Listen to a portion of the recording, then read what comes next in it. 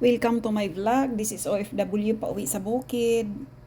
There are days na wala akong pasok, and during those times, I really try to slow down and just breathe. Kapag ang work schedule ko ay 7 to 3 or 11 to 7, after or before work, I go out and walk just to relax my mind. May mall na malapit sa accommodation ko, but honestly, mas gusto ko yung mas malayo kasi when I walk longer, mas nararamdaman ko yung peace. Mas may time ako with myself and everything feels slower. While walking, wala akong iniisip na kasama. No pressure, no plans to adjust for anyone. Just me, my thoughts, and the road. Sometimes, I also bring food with me. Kumain pala ako sa resto, same sa place na dati kong inuupuan. Because marami ang isang order, I carried it with me habang dumadaan sa market. Simple routine pero sobrang calming. If I feel hungry, there are small food places near the market. Kakain muna ako tapos after that, I do my marketing.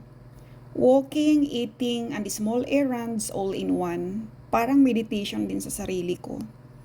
Enjoy being alone.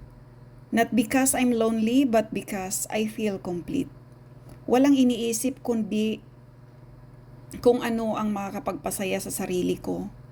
Walking alone gives me time to think, to release stress, and to let go of everything heavy inside. Every step feels like I'm leaving something behind. Stress, pagod, worries, unti-unti nakakaramdam ako ng kalinawan. At the end of the day, I go back feeling lighter, calmer, and more ready to face work and life again.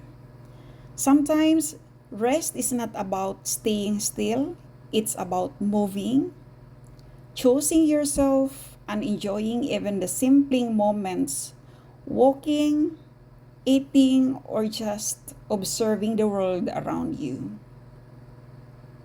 Walking alone taught me na kahit simple ang buhay, can feel full and meaningful. Kasi kapag pinipili mo ang sarili mo, kahit saglit lang, makakahanap ka ng kapayapaan sa gitna ng lahat. And that's what makes this walk so beautiful. Simple, quiet, but deeply fulfilling.